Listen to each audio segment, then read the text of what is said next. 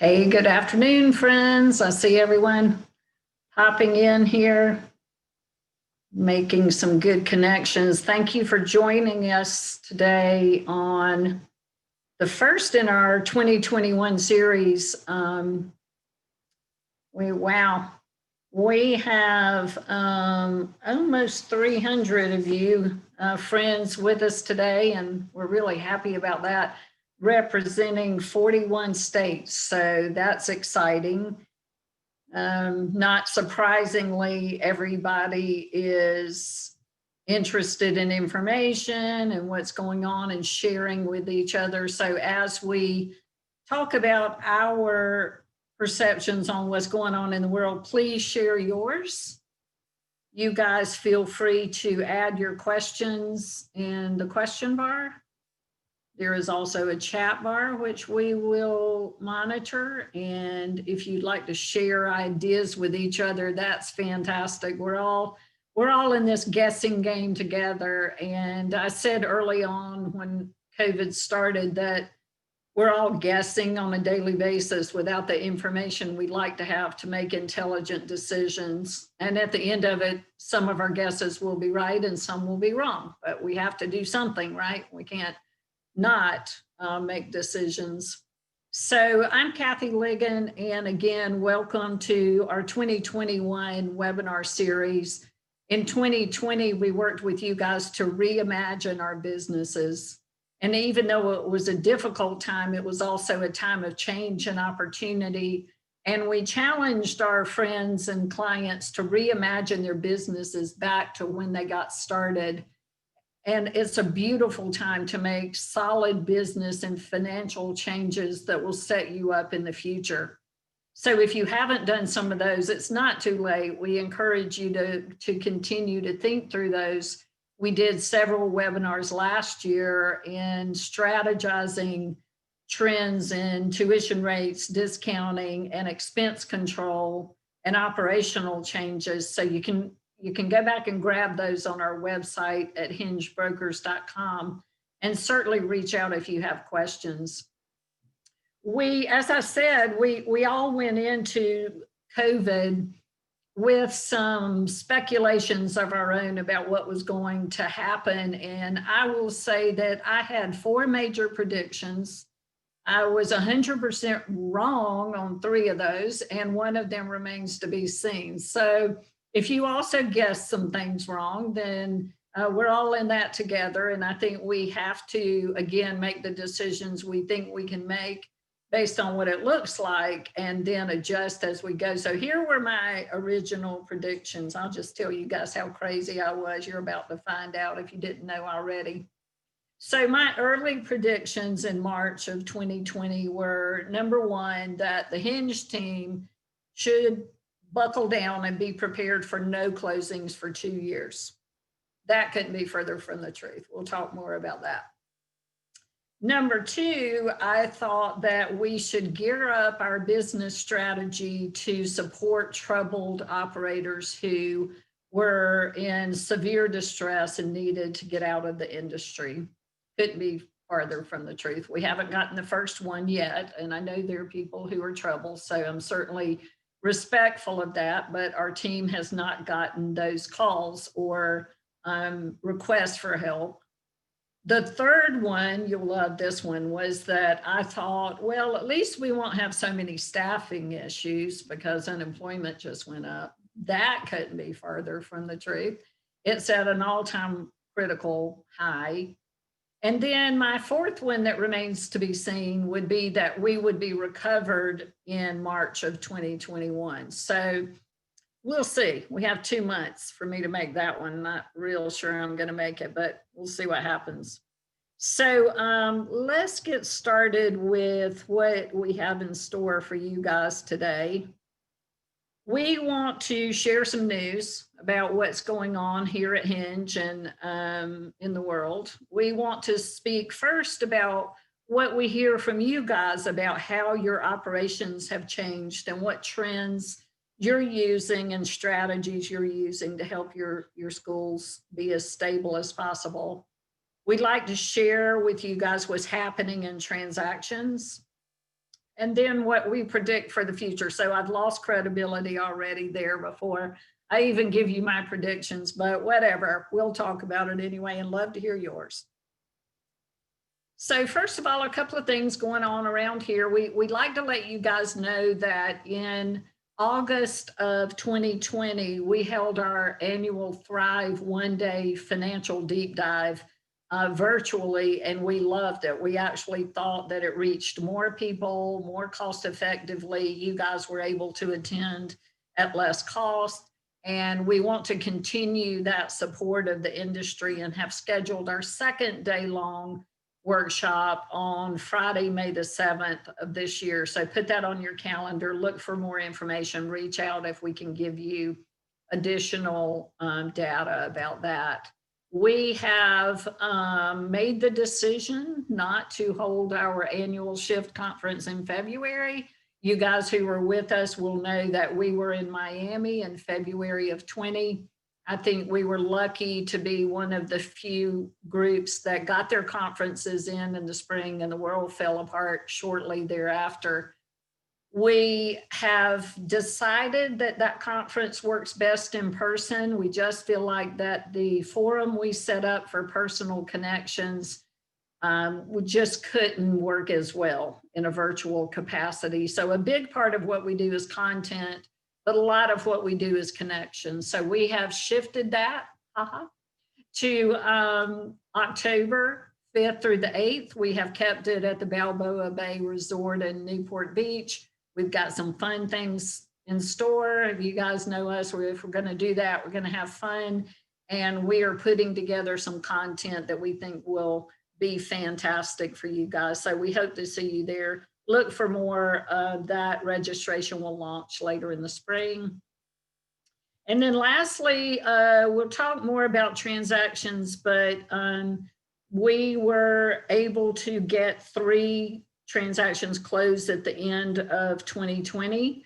And well, I'll save our statistics, but we're really excited for those sellers who, for different reasons, we're having people, first of all, it's a difficult industry. So a lot of times we get that call from people who are tired. Maybe they're tired of the day-to-day operations and they want to be a landlord now and move their business operations to a great company that will continue what they've built. Maybe they have a health issue and COVID was difficult. Maybe they'd like to stay and be a part of something bigger. So we have had tremendous activity, and I'll get into more details around that in just a minute. So let's talk about what we see trending in operations in our industry. First of all, I was looking at you guys in your chat. Thank you. Thank you. You guys keep the good ideas flowing in there. Okay, first of all, overall, we feel, based on what we're hearing, that recovery is on average somewhere between 65 and 70%. And let me tell you what I mean by recovery. Not occupancy, but recovery as compared to the same period last year. So what we're tracking with our clients is FTEs, full-time equivalents, or how many children are in the building last year versus this year, and then revenue last year versus this year. So with some of the strategy changes that we'll talk about next, you can actually have more revenue with less children in the building with some of the strategies that we've suggested to our clients in the past year.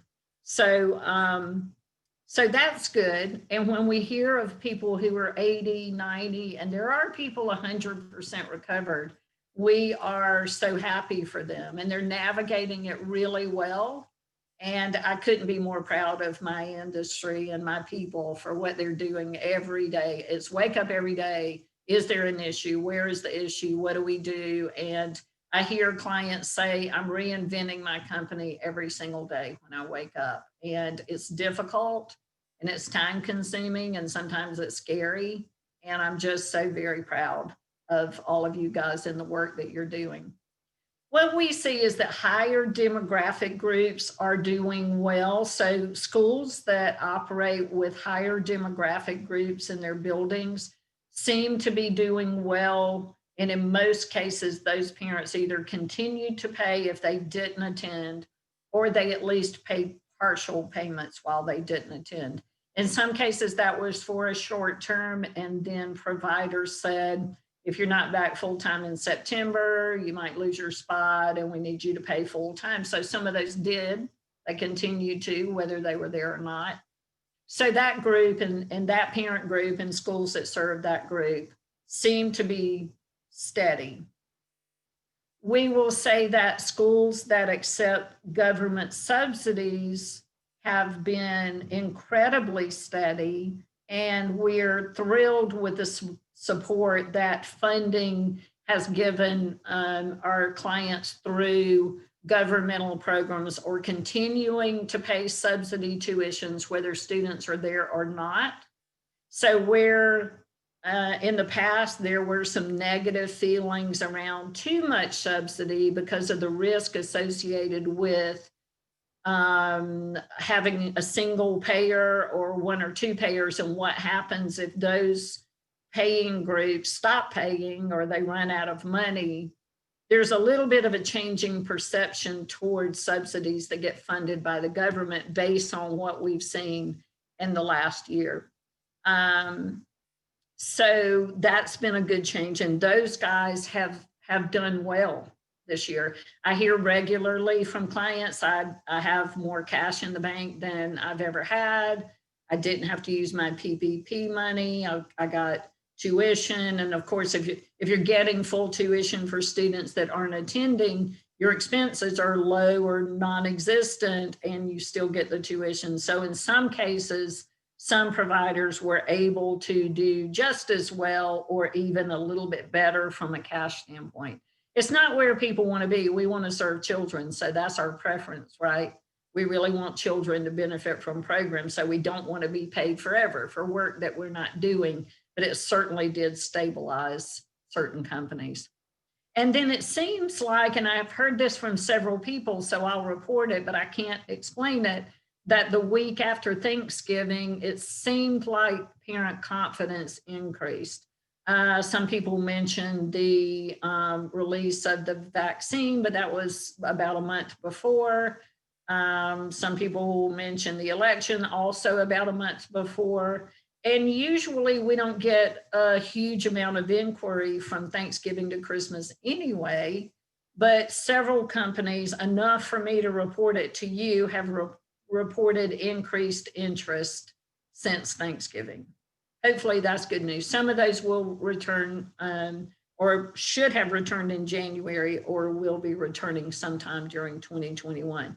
So overall, we're pleased with where occupancies are, where recovery is. As long as people can hold steady with their cash flow and they're not losing so much cash operationally that it puts them in a perilous place, then we can get through this, guys. We've got it, even if we have to make some hard decisions in the meantime. So I'll share some of those with you in just a minute. So also, wrong prediction completely. The stories I'm hearing about the difficulty with staff obviously just doesn't just relate to the unemployment rate. Staff are fearful. In some cases, they're incentivized not to work more than they are to work. And it's a really, really difficult situation in the world. Some of the things I'm hearing that people will be trying is more collaborations with government entities, universities, more investment in culture building, more attempts to increase the pay through partnerships with whoever that may be. So I think we'll start to see some changes and some initiatives toward the staffing crisis. And I don't use that word lightly. I think it was difficult before. It is at crisis level now. Now, when we have public schools who can't open because they don't have teachers or substitutes, that trickles down, of course, and our very difficult world is even more challenging. So I think we'll continue to see creativity, but struggles around the staff issue. So one thing that we love and we counsel people very early on about is that there is more confidence in increasing tuition rates and limiting discounts. So I want to talk about some of these specifically. We are very preachy. If you guys have hung with me in any of my financial work, you know that I get very preachy about these two issues because we're fabulous people in this industry. And even before COVID, we were timid about charging what the actual cost of the service is that we're delivering. We are doing no one any favors. We're not doing the families we serve favors. We're not doing our teachers favors if we don't charge the actual cost of our services and also the amount that it requires to reinvest in our companies, which we're all having to do right now, me included. So tuition rates, be bold. Now is the time. Families are not, the biggest fear is I'm going to have to argue with families over the rate or I'm going to lose some people. I'm not having that reported right now. People are just happy to have somewhere to go. They're appreciative of what you're doing and the changes you're making. Communicate, communicate, communicate. When you do it, tell them all of the things that you're doing. There have been some fabulous parent communications, and we have some we're happy to share. If you guys would like to see some examples of how to communicate with parents, what you're doing, and why you need to put in significant tuition rate increases. Even a bigger one at times is that we have been counseling people for years that the industry is largely moving away from some of the discounting. So you guys that know the Hinge financial model have heard me say that I have worked with our model for expense control for 30 years. I constantly temper it with changes in the industry, how much people are spending in what category, if they're financially healthy. And in 30 years, I've only changed two things up until now. So the two things were that over the last 15 years, our marketing costs have gotten less expensive, about at the same rate that our employee benefits have gotten more expensive. And those things just about canceled each other out. I have to watch things over a good bit of time before I feel like they've normalized and I change them. Right now, I'm tracking 6 or 7 things, but one of them has normalized and is being our third change and coming out in the new version of our model this year. I have seen that discounting is limited on average to about 5% of income. It used to range from 8 to 10 in some cases. And the trends have been to eliminate any days that parents don't pay for. So you could call them free days, you could call them vacation days. That's largely gone away. Why would you hold your place in a school and not pay? Someone said to me they like to use the fact that if you rent an apartment and go on vacation, you still have to pay rent. They can't move someone else in there. So that place is there for you. Your teachers are there. Your costs are ongoing. Eliminate that discount. Now is the time to make changes like that. Another trend that we see, and I want you to tread softly on this one. I think it's still market specific, but there are a lot of providers that are eliminating discounts for multiple children in the same family. There are providers who are eliminating discounts for staff for infants and toddlers. And I want you to also tread softly on that one at this time, because we're in a situation where we need to support our staff as strongly as possible. So any change that is a detriment to staff, I would be careful about in this environment. Point being to consider all of your discounting, and a lot of times changes there can get you farther toward financial health than a tuition rate increase. So be bold. There.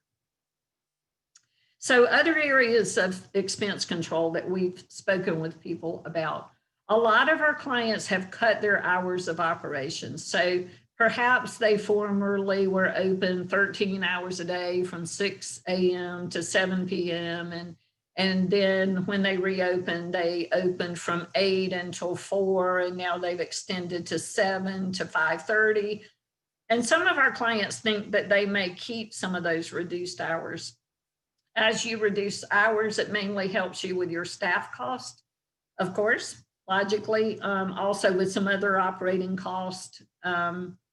I think it remains to be seen whether that demand will go back to where it was before as people return to their normal workplace and they may have a longer commute. So that one remains to be seen, but I will say that it's been an effective strategy during the last 9 months. We mentioned reducing discounts. We counseled people early on, at least during COVID, to have families bring food. And for 2 reasons. One reason is it's safer. I'll give you 3 reasons. It's safer. 2 is the trend that was started several years ago and implemented successfully in a lot of places. And it allows you to shift the funds, usually 5 to 7% of your revenue, if you provide 2 snacks and a meal, will go toward food. So shift some of those expenses into other categories like staff. And it has just been a wonderful strategy for a lot of our clients.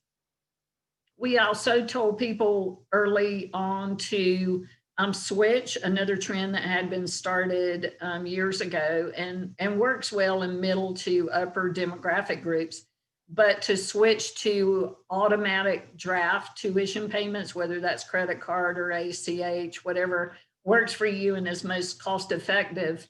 It's a safety issue for one thing. You don't have the face-to-face contact of taking payments.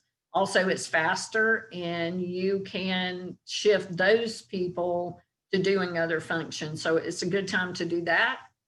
We see people moving widely to more sophisticated systems in their school, the way they check families in, the way they communicate with parents since they're largely not in and out of the building. Again, how they collect payments. So we've seen a real surge in the sophistication of systems in our schools and a lot of success in the way those are used. Some schools have switched to staff provided cleaning. So they're giving their staff more hours and more pay to do the cleaning as opposed to an outside service. And then of course, if you're serving less children or you're not transporting to public school, then naturally some other costs go down. So widely transportation costs have gone down, and food and supplies and things that it costs you to serve children that might not be there. And again, we want the children to be there, but at least in the short run, we had the ability to tighten up some of our expense control, which helped with the cash flow issue. Okay, before we get to transactional trends, I'm just going to fly through your comments because I see you guys are just everywhere up here right now. And I want to go through there and see what you have to say about operations. Thank you, Michelle. I hope that final prediction is correct too. You keep me posted on how you're doing. I'm glad you guys loved our workshop, and we did have a fun time with sending out some swag, as my team says, to our friends before they joined. We had a virtual happy hour and we sent a cocktail glass and had a lot of fun and some fun games. Glad you've gotten some help, Brittany. Thanks, Maria. I hope we see you in October. Hi, Karina. Hey, Gordon, today hit an all-time high attendance since the pandemic. Yes, that's what we want to hear. We're right behind you. We're right behind you. We want to be there too. I will be happy to share the slides, Neil. 100% capacity, both locations. I'd love to know when that happened for you, Karina. That's fantastic. Julie has increased income by more than 20%, been open all year. Limit those discounts. Michelle's always my favorite case. She slid one in on me one time when she raised her hand at Thrive and said, I eliminated all my discounts last year and I almost choked. And I said, why did you do that? And she said, you told me to. And I said, well, how did it go? And she said, great, no complaints. And then I was relieved, but I'm kind of glad I didn't know that in advance. I think she'd have given me a heart attack, but love it and love your bold action, Michelle. Staffing, yeah, I know, so difficult. Perfect time to be bold. ACH and credit cards work for all demographic levels. Oh, thank you, Joanna. That's fantastic to know. If you implement the requirement, have a policy to require backup payments. Thank you for sharing that because I have not heard that from others. So be bold and consider that. And we love knowing that. Appreciate you telling us. Not providing transportation helps with insurance. Goodie box again. Cut the expense of credit card processing by accepting Zelle payments. Fantastic. Love that, Nicole. Michelle is an inspiration. Auto pay, started having families bring lunch. Glad to hear others doing it. Hope that worked well for you. This January, we hit capacity. Awesome. When you first limit or take away discounts, do you grandfather? Really good question, Stacy. Ordinarily, I would say yes. You can do larger than ordinary tuition rate increases or limit or remove discounts, grandfather current families and let them work their way out. Still could be a good strategy if you wanted to, if you really need to take more bold action and do it across the board. I think this is a good time to do it. But grandfathering is always a good strategy. NADERI changed hours of operation, no vacation credit, increased tuition for 6 new sites you got a year ago. Fantastic. Started eliminating parent vacations. Great. So great input from you guys. Keep that coming and I'll watch it and we'll share it one more time when we're at the end of what we see happening in transactions. So here's the deal. Let me just tell you guys the statistics from the Hinge team. This is just us. We hear about other transactions, but obviously we have solid information about what's going on in our world. You heard me say that I predicted a shutdown of transactions, and it couldn't be farther from the truth. So here are our statistics. The Hinge team went into COVID with 8 transactions in process. 6 of those have closed. And by closed, I mean that we have completed the transaction. There's usually somebody that says, oh, the school's closed. When we say closed, we got it done and they went off to retirement land, and that's fantastic. 2 of those have not closed, but it's not because our sellers are not performing well. It's because the buyers took a let's sit out for a bit and see what happens strategy. Since COVID, so since the end of March, we have closed 11 transactions. So 6 of those were in process already, 5 listed during COVID and have now closed. We're going into 2021 with 7 under contract and in process. We actually added to our team in 2020.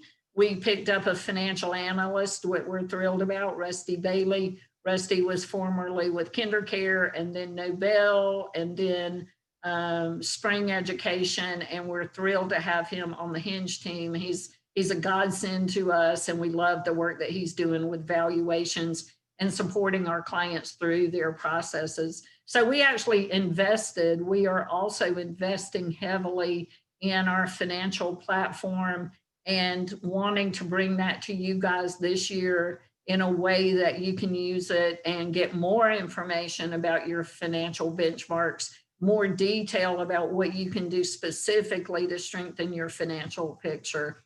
And we're really excited about that. So we're right there with you guys in a year where we didn't do as well as we did in 2019. We lost money. You probably lost money too. I'm okay with that. We're going to have good years and we're going to have bad years. And that's what us entrepreneurs get into business for. But we're investing in the midst of that. And it's a risky game, but I think it's a good risk. And I think as I've started into this conversation about transactions, I will say that I've never seen more optimism from buyers about where the industry is going. We now have over 350 interested buyers in our database. We have a lot of buyers that want to enter the industry that are maybe used to be in it and sold something and won't back in, or they've never been in and they love it. And the main reason is that they feel like at the end of COVID that the industry will be more highly valued, that you guys will be better supported. You'll be recognized for the work that you've always done. Yay, I love that one. And I will say that the evidence has been there to track against that feeling that the industry is strong and stable. And the offers that we have closed under since COVID and that we have under contract are at or above 2019 pricing. So that couldn't surprise us more. You're going to hear me say there are some other changes, but I will say from a pure pricing standpoint, not only have we not seen a backward step in pricing, we've seen a more aggressive stance.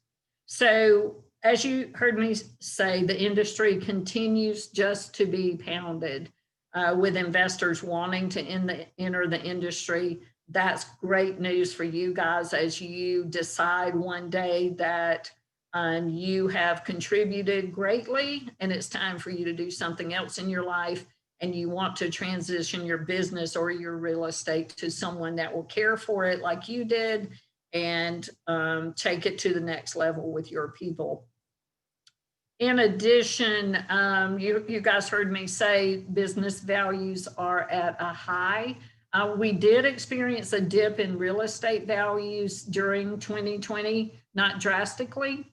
If you follow cap rates, which are the basis of our real estate values, and pick up one of my real estate webinars if you're interested in knowing more about cap rates. Takes a bit to explain, but it's the basis of our valuations for real estate. And those did shift in a negative way slightly during 2020.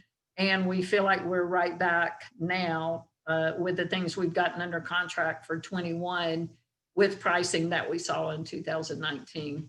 So while businesses are at an all-time high, real estate prices are now stable.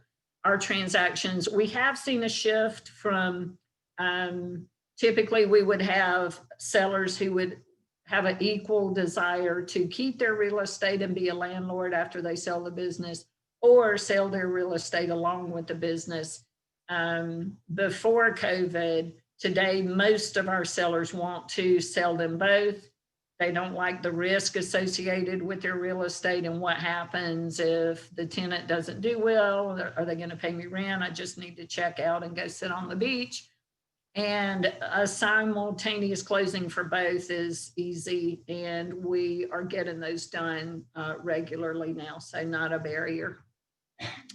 We will say, though, that let me counter that with the fact that transactions take a bit longer and they're more complicated. So by more complicated, I will say that we are closing transactions in two forms now, where in 2019, almost always every transaction was closed with cash in full at closing and without future payments. So no notes, no earnouts.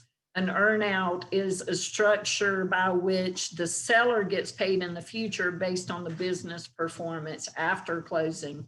And you can see the immediate holes in that. Most sellers get nervous about that because they don't have control over the business operations after they're gone. But it was rare before. We would do it at times, but it was rare. And usually we would do it if there was a new school or two that hadn't proven their performance. Largely today, the transactions are a part in cash at closing and part in the future based on recovery. And that makes sense if you think about it. A buyer is taking a risk when they pay you on 2019 stable numbers that weren't there in 2020 and aren't there yet in 2021, that you will recover to the same level. So along with the risk that they're taking, that full recovery will happen, they pay some of those payments in the future when it happens. Some of our sellers are making the decision to take a little bit less and get all cash and walk away. So largely we're asking buyers to give us both offer options, full cash at close or more money if you're willing to take the risk on recovery in the future. The way that people structure that earnout is all over the board. There are a lot of different models out there. We largely think that they need to extend into at least 2022. We think that we will recover in 21, but we didn't recover January 1st, right? So it'll be difficult to show full recovery for the calendar year of 2021. So we like things that extend at least into 2022 on that structure.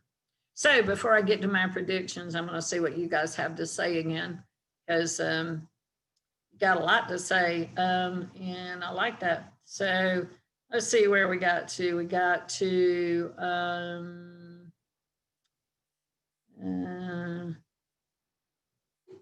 let me back up.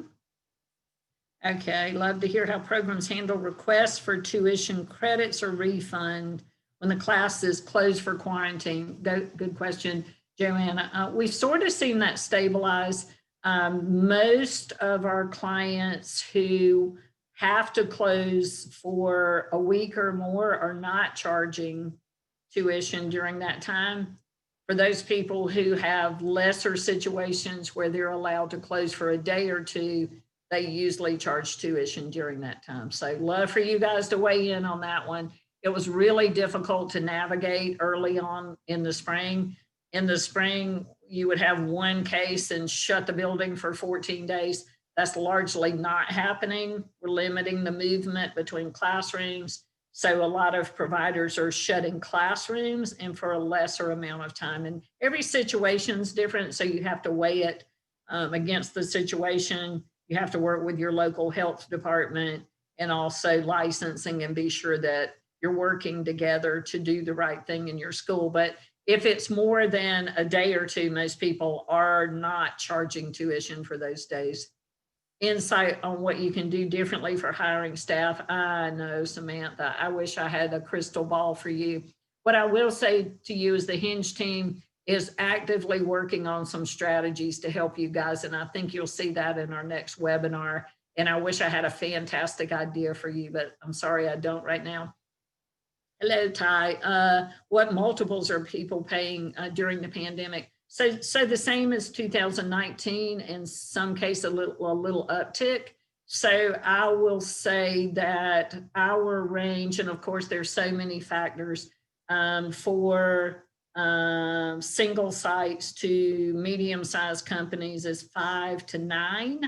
And I know that's a wide range, but you might have to give me a little grace there. So size of the company, level of overall EBITDA, what market they're in, private payer subsidy, condition of and age of the real estate, Sizzle curriculum or traditional curriculum, so many factors.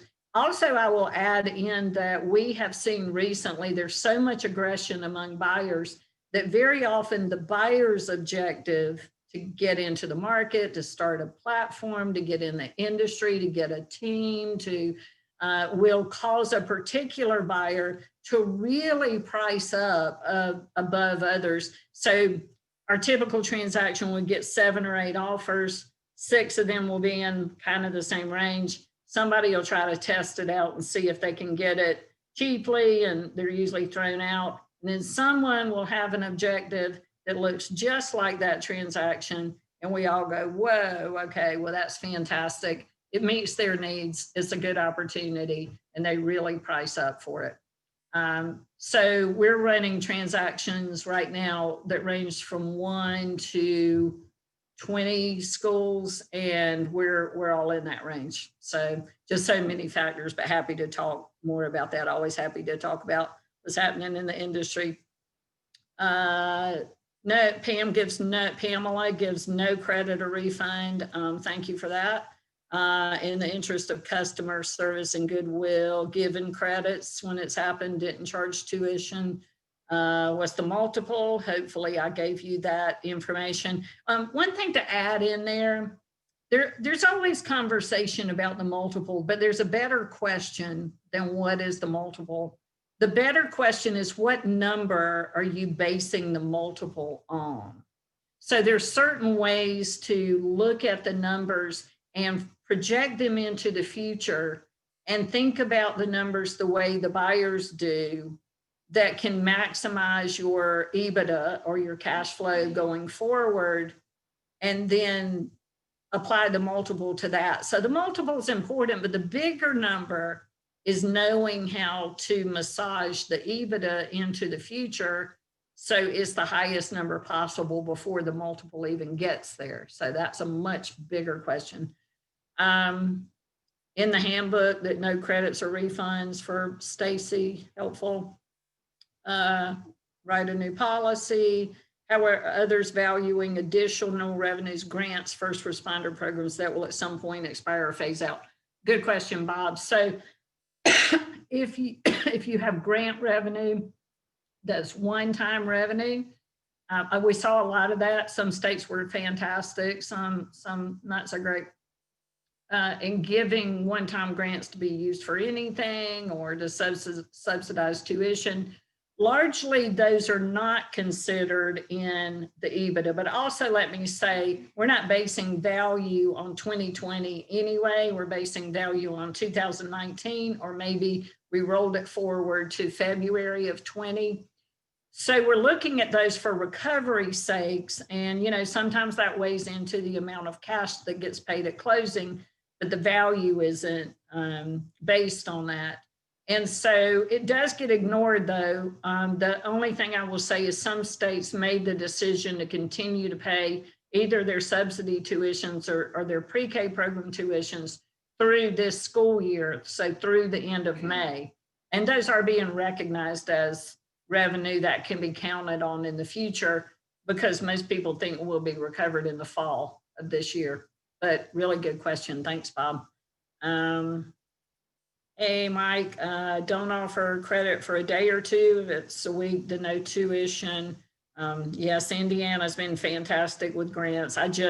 North Carolina, Georgia, I want you guys chime in if your state's done a great job. The 5 to 9 multiple is based on future cash flow. So, Sue, it's a really difficult question to answer in a vacuum. And it's one of the things that the Hinge team works really, really hard on each individual school. You can't just look at the net number. You've got to know what to add back, what to eliminate, how to project it into the future, and what the patterns are and acceptance rate of buyers for those changes that we make. And we're always happy to do that for somebody if they're interested. Do we offer a webinar on how to research for grants? We have not done that, but that's a great suggestion, Mildred.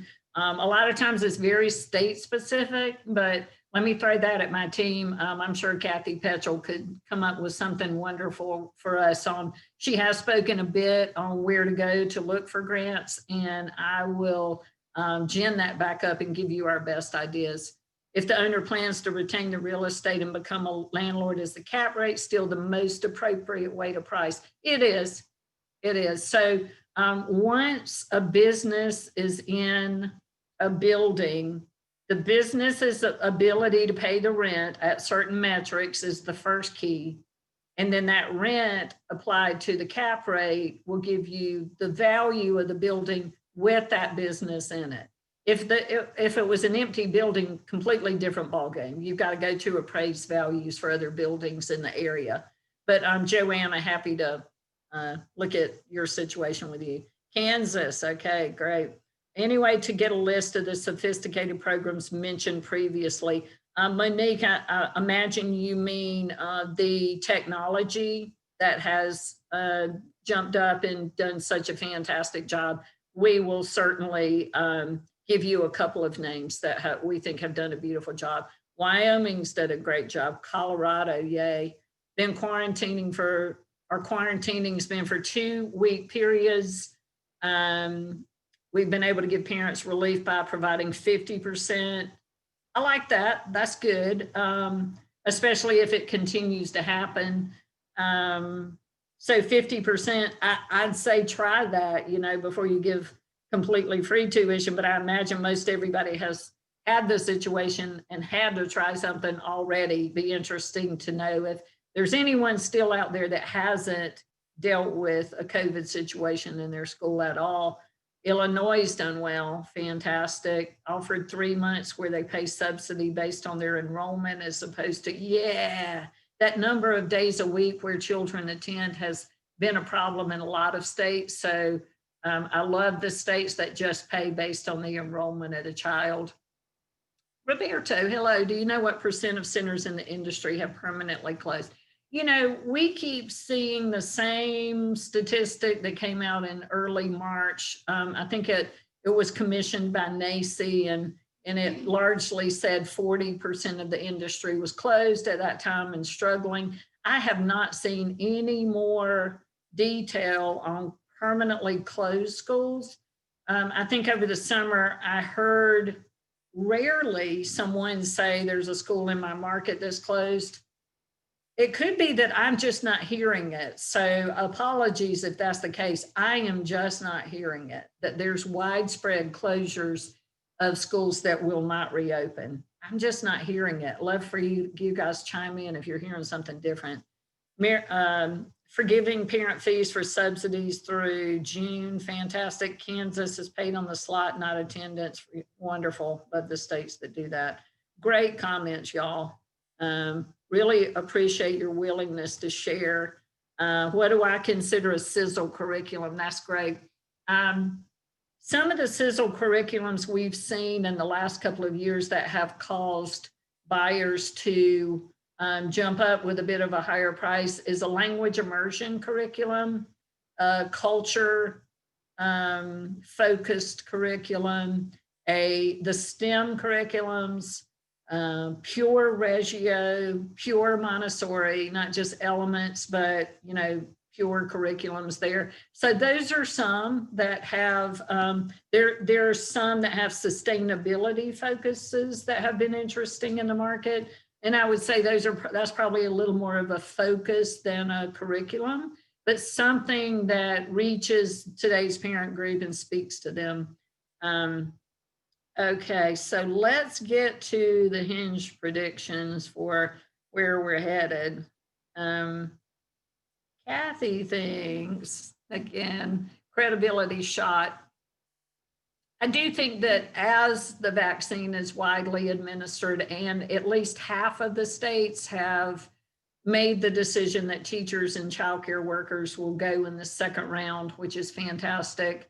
I think that it will increase our confidence and increase enrollments. I think that there will be some providers who exit the market and the industry will be less competitive. We'll continue to see roll up as more and more people find the industry difficult to navigate and they make the very difficult decision to sell their business and move on. The larger companies will have our opportunities to pick up more schools into their portfolio, and that will get more competitive as more people continue to grow or enter the market. I do think, because I think we're seeing it already, that the industry will be more highly valued. We're already seeing it in news communications about just how critical childcare is.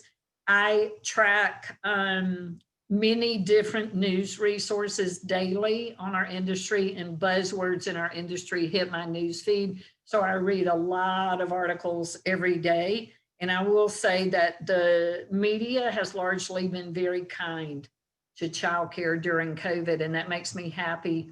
Where I felt like before, if there was an issue, it got thrown in our faces, just all over the news. And we still hear it. There's an issue. Someone embezzled money. There was a child abuse case, and we need to know those things. So that's good.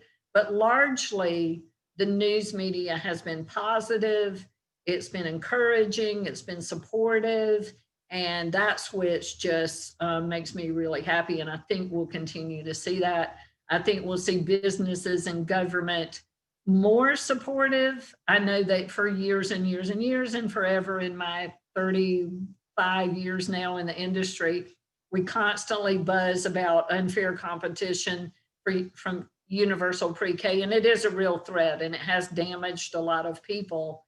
I feel like we will have a greater ability to participate in those programs and not left out of those, which is what needs to happen as they get implemented, because they will continue to be implemented. I think that because we'll be recognized as a critical industry, that we will have more support from those that don't want to damage the industry. Then I think that it will force us all. Look, it's happening to me. I'm having to get more progressive and innovative with the way we do things. We we put together safety tour kits for our clients. I have one. I'm going to just show you. Okay, I didn't know this. I was going to do this, but anyway, we send out to our clients before touring this safety kit, and it's filled with all the supplies they need. There's hand sanitizer, booties, wipes, masks, and they're all Hinge branded. We've seen some real creativity from you guys. We conducted touring both virtually and in person.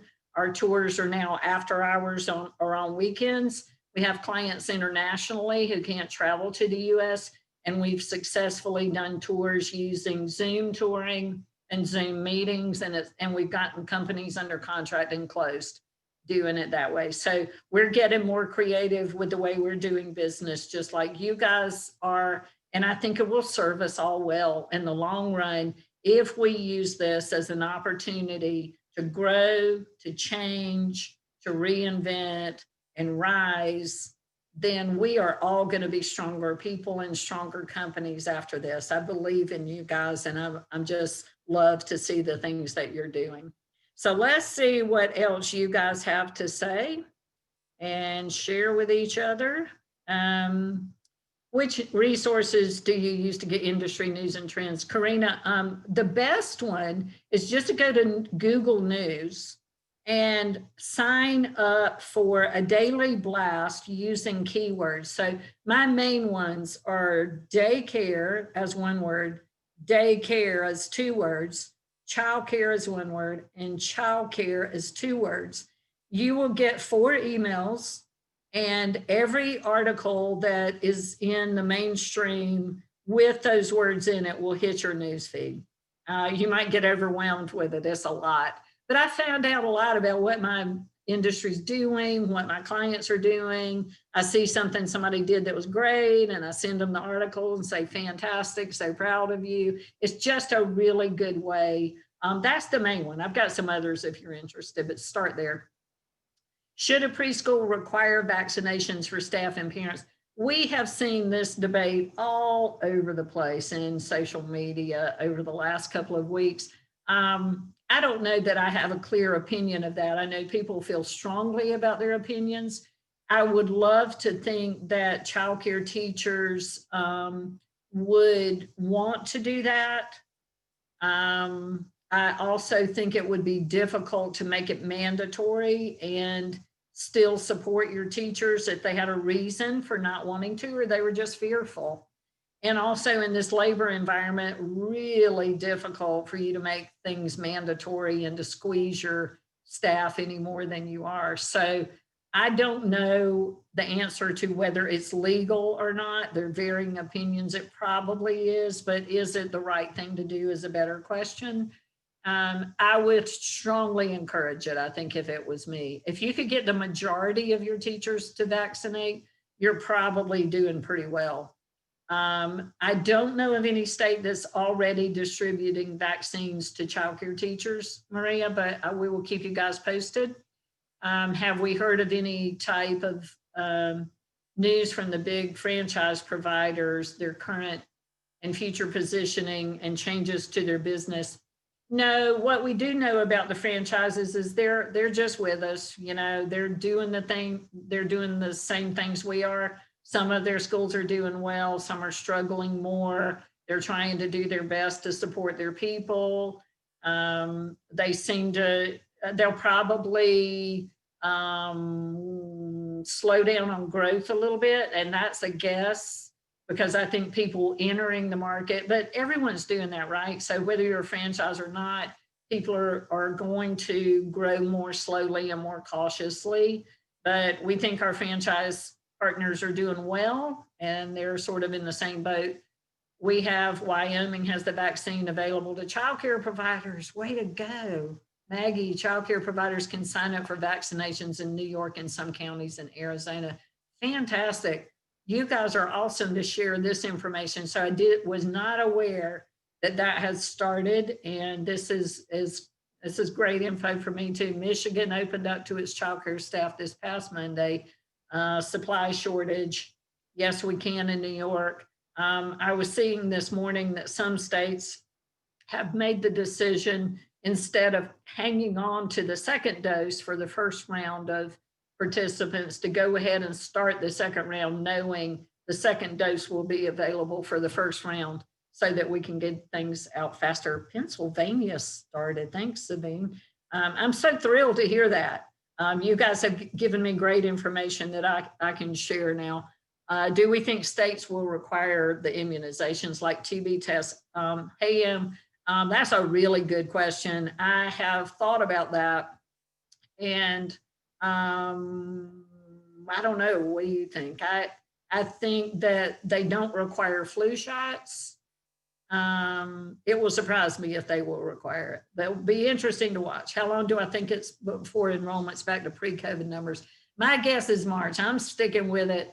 I said March early on in the game. I said that I thought we would be to a healthy recovery in January, which I think we are. I think 65 to 70% recovered is a good place to be, where most people can be cash flow positive or at least not drastically negative.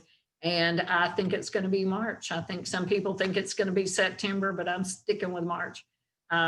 I'm so glad to spend this time with you guys and to have your input and your questions. I appreciate knowing that there are vaccines out there that are rolling already. So thank you very much for that input. Please reach out to the Hinge team and let us know how we can support you. We decided early on in COVID to just take a shift and do everything we could to bring information to our clients and be sure that if we know something or we have a good contact, that we share it with you guys, and we will continue to make that commitment as we go together through 2021. So we look forward to seeing you next time, and you guys take care and be well. See you soon.